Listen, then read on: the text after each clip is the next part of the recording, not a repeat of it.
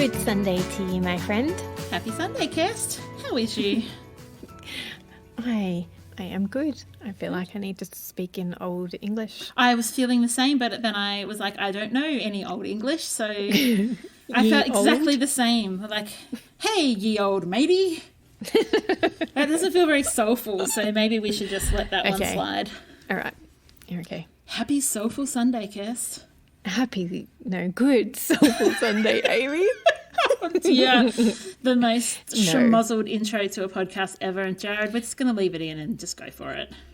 Yeah, of course. We make people laugh. I don't know that we do. No, we do. Have you not seen the messages we've been getting? Oh, dear. They might have had enough by this point. No, they're still tuning in. They still want us to make them laugh every day. Yes. Well, today hopefully we can come to you with more than laughs. We want to come to you with some recommendations of books to read. Oh, and books that we're reading. Well, aren't we? No, I don't know. Yes, we're making it up as we go along. Great. Yes. The topic for today is books and reading. I had just assumed that it would be like, what are you reading? What do you recommend? Yes. Why is reading good? Yes. No, reading. Yeah, I just wasn't sure if we were going to actually be recommending anything. Of course we are. We'd talk about why reading is good for your soul. Okay, well, why is it? I love reading fiction. I had to think about which way around that way.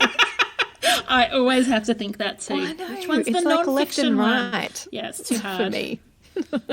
So I love reading fiction, and so I think reading is good for your soul because you get to escape into whatever world you would like to, and then if you're reading non-fiction, it can help you connect to yourself or connect to the world around you, or I think reading just opens up a world of possibilities. It's a whole new world. Guess what I was watching today? We're about to do a rehearsal of Aladdin this afternoon for Elijah. He got his new script today, so he's very excited. Oh, are they doing Bollywood moves like the latest Aladdin? I don't know. I do love the latest Aladdin. That's such a good movie. He's hoping that he can kind of somehow sneak in that Aladdin juggles. That's where I'm not quite sure the drama teacher's going to just try and put that in. He should. Actually, but why wouldn't an Aladdin would juggle like with his stolen stuff, like stolen apples? Maybe idea. Yeah, maybe he could juggle with the apples he steals from Agrabah. I might have to suggest that to the drama teacher and see what she says. Totally. As if Elijah can't just bat his eyelids and get that what he worked wants. in. Yeah.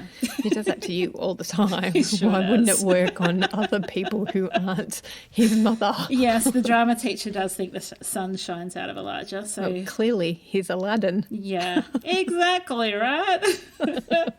So what books have you been reading in ISO, Kirst? Have you been reading in ISO, or have you found that it's just a bit too chaotic? No, I have been, and Simon was getting quite sick of me reading books because I have to have the light on, and he had bought me a Kindle Paperwhite for Christmas. So at one point he just turned around and went, "What is the point of me buying you a Paperwhite if you're not going to use it? Can you please turn off the light and use the Paperwhite?" Yeah, fair call, Simon, fair call. Yeah, so then I went, well, I could read the 50 million books I've already downloaded on my Kindle, or I could read some new ones. And so I have bought J.K. Rowling's Robert Galbraith's series on Kindle. I haven't heard of that. J.K. Rowling's pseudonym is Robert Galbraith. Oh, that's cool. Yes. So she's written these private detective, private investigator series. Oh, that would be cool. Who I heard from Brené Brown, my good friend Brené. Your bestie? Recommended it, my bestie. So I've been reading them. Very good. What about you? I've been reading a lot during ISO. I tend to be only a holiday reader because I just find there's too much stuff to do when it's not holidays. So I've been reading a lot of Jodi Picoult simply because I went to a secondhand book sale the weekend before ISO came into effect. And I think I bought 7 Jodi Picoult books. They were $2 each. And I was like, yeah, I'm just going to buy the lot. So I'm working my way through those. And then a girlfriend the other day sent me a photo of her bookshelf and said, do you want to borrow any books? So I had a look through all her pictures and I was like, oh, they're all a bit girly for me. And so she sent me her picture of her husband's side of the bookshelf. I was like, oh, yeah, I'll have that, and that. So I've got some Dan Brown ones I haven't read sitting on my bedside table waiting. You know that books don't actually have a gender, hey? No, you're kidding. I thought they did. You're the one who said girly. Yeah, so I love like law, courtroom kind of books. I think we've talked about books before, but I love Australian drama where it's set in the bush. And yeah, that's what I'm enjoying at the moment. Cool. I am really enjoying walking the streets of London with Strike. You're the best. Whenever I think of someone who really gets into a book, I think of you. Like you become part of the story. I'm Bastian. That's right. Yeah, Bastian, call my name. Yeah, you are like right there. I am. Yeah. I literally, like, I'm literally sitting here going, I wonder what Strike's up to at the moment. Cool. And I wonder if she's broken up with Matthew yet. Well, an exciting Sunday night coming up for you. Once you've watched Lego Masters, you can climb into bed and read your book. You know me too well, my friend. You know me too well. I reckon it'd be really cool if we got a post going today, just asking people to put in their book recommendations that they've been reading during ISO. You can get lots of books on audiobook from your local library without having to go to your library. And they're often free, and you just download an app and you can listen to them through an app. Or ebooks, same at the library. Ebooks. Oh, good. I didn't know that. Yeah. And if you've got an Audible subscription, make sure you're using that in this time. If you've got one and you're not using it in ISO, maybe it's not something that you're going to use out of ISO. We know a really good book that you can get on Audible, Kirst, don't we?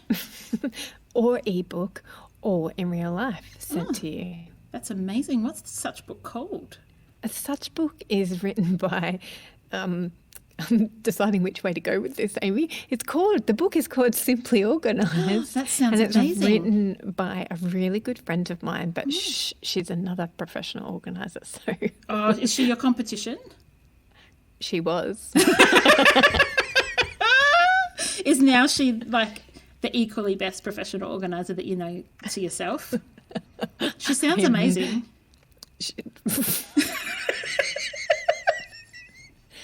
She is, and she's nagging me to write our book with her too. Yes, which that'll would have happen. been if ISO had turned out different, if we lived in another universe where I actually had time to even look at my business during ISO, then maybe writing a book would have been a good time during ISO. But considering that I've barely been able to keep up with my business emails during ISO, a book's not happening. Not the best timing. Not the best timing. I thought the same thing. No, that's not the right time to write another book. But if you do want a copy of our book, just go to theartofdecluttering.com.au/books. They have been flying off the shelves. They actually have. I think we've sold like 60 during ISO. Yeah. Ridiculous. Anyway. I was also going to say that it's self-promotion. What does Mandy say? What does Mandy's daughter say? Shameless self-promotion. It is very shameless self-promotion. Yeah.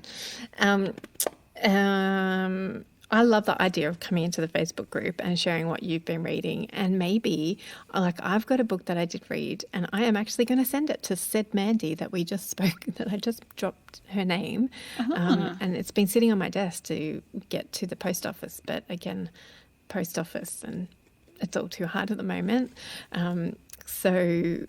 But I am going to send that book to Mandy from Two Peas in a Podcast, because while I was reading it, I could only think of her. Great. So I was thinking that we could do the same. If somebody's read a book and would love to post it, then maybe we could start that thread as well. Ooh, I love that. Yes, I'm a big passer honourer of books. I don't keep them after I've read them. I think we've talked about that in a more recent episode. Yes. We have talked a lot about books. We've done several episodes on books. We love reading. All in the show notes. But I think book reading, if you're a book reader, if you're a bookworm, then it's really soulful. Yeah. Yeah. And if you're not, then you probably only tuned into this episode to hear us laugh at each other. In which case, you're welcome. Yeah, you're welcome. I'm a bit excited. Oh, yeah, go. No, go. I was going to say I'm excited that we've finished our kitchen challenge because we get to go back to our grateful for the day. That's exactly what I was going to say to you. I've actually missed being grateful this week. Kes, what are you grateful for today? I am grateful for my husband who cleaned our house and went and did all the grocery shopping and took some time off work to serve our family while I watched TV with one child. That sounds lovely. He is what a servant heart he has. He's so beautiful.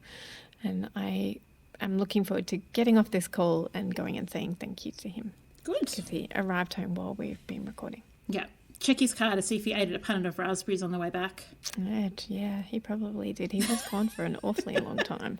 Yeah, Cal said it's been taking ages to do the groceries. We've got Coles delivery back, so woohoo! Oh, also, he took a really long time doing the housework, which I'm not complaining, but he kind of does a little bit of a martyr on me. And I'm like, well, it wouldn't have taken me that long to do it. But you didn't. That'd be the point. I know, but when he got a bit sulky, I said, I did offer to help you. Wow, I'm not sure we need to ruminate on this much longer, just in case Simon listens to the podcast this week. He won't be listening. It's okay. This is a safe space, a Simon-free space. This is a Simon-free space. What are you grateful for? I love it. I am grateful for so many things. What am I grateful for today? I should have thought about this, but I was too busy listening to your story. Yes, that is one thing. I am grateful for the ability to read kids' stories over FaceTime.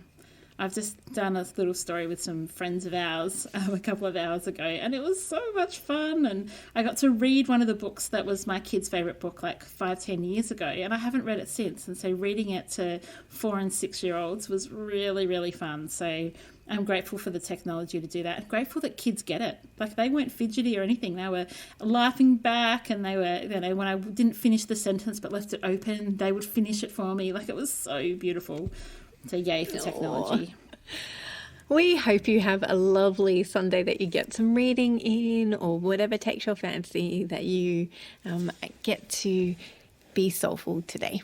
Yeah, have a great Sunday. We'll see you tomorrow. Bye-bye. Bye. Thanks for joining us. If you've learnt something awesome today, we'd love you to leave us a review on iTunes or Facebook so others can find our podcast too. Don't forget, you can see the show notes in your podcast app or over at our website, artofdecluttering.com.au. So if there's anything you want more info on, check it out there. If you'd like to join our supporter community, you can do so over at patreon.com/theartofdecluttering. We hope you have a great rest of your day and enjoy the freedom.